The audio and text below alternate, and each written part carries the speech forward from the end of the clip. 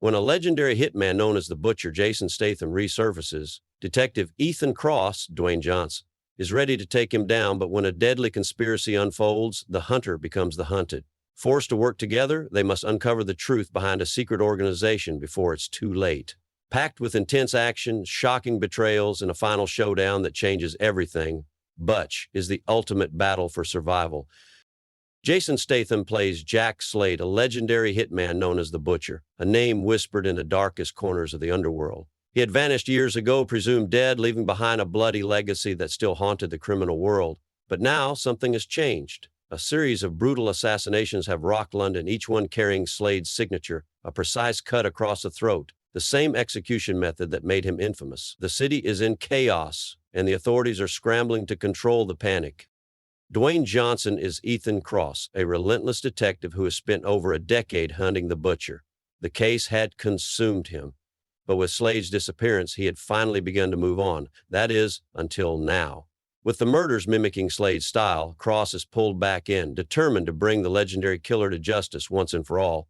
But something doesn't add up.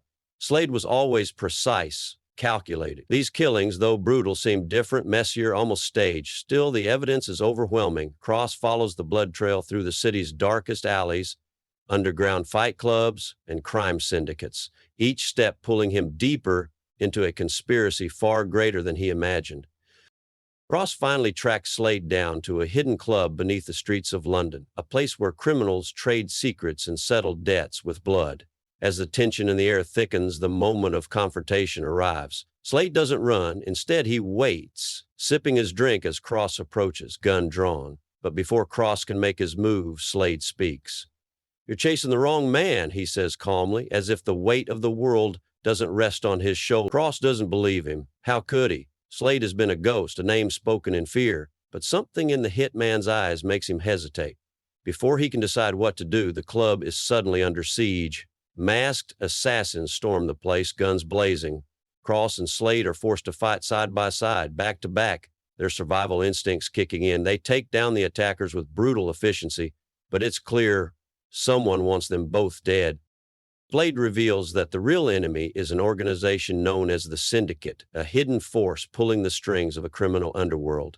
They're the ones framing him, orchestrating these killings to draw him out. But why? Slade has no choice but to trust Cross, even though they are on opposite sides of the law. Together, they start digging deeper into the assassinations, and the pieces start falling into place. The murders aren't random. They are sending a message, a warning. Cross soon realizes that he is connected to this conspiracy in ways he never imagined. He had always believed he was just a cop chasing a killer, but the truth is far more complicated. Their investigation leads them to Damian Rook, an ex-government agent turned underworld mastermind. He was once a top enforcer for the syndicate before he went rogue. Now he operates from the shadows, selling secrets to the highest bidder. Cross and Slade confront him in his heavily guarded hideout, a luxurious penthouse overlooking the city. Rook, knowing he is cornered, smirks and reveals a truth that shakes Cross to his core. "You were never just a detective," Rook says. "You were one of us." Cross is stunned. He doesn't understand until Slade explains.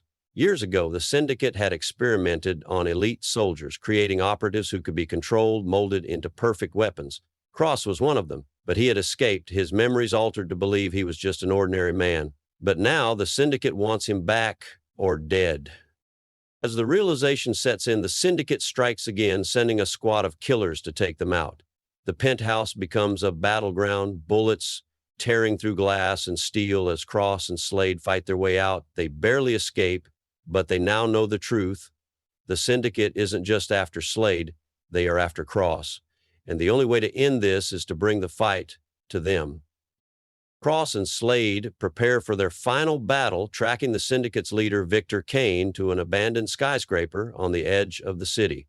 Kane was the architect of the program that created soldiers like Cross. He knows every weakness, every strength, and he's waiting for him. As they storm the building, they face an army of mercenaries, each wave deadlier than the last.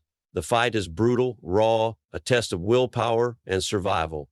Slade and Cross take down their enemies with a mix of gunfire and hand-to-hand combat, their skills complementing each other in perfect, deadly synchronization.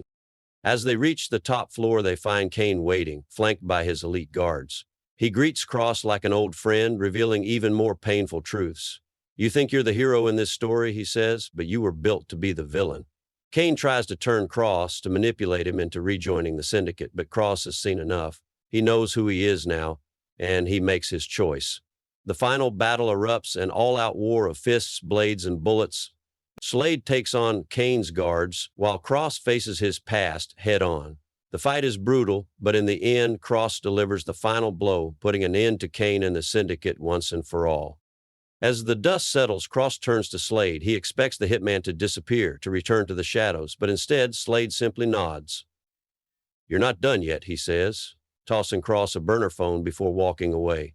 Cross watches him go, knowing that his fight isn't over. He has spent years chasing ghosts. Now he has become one.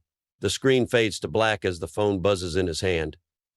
A new message, a new mission, and just like that, the legend of the butcher continues.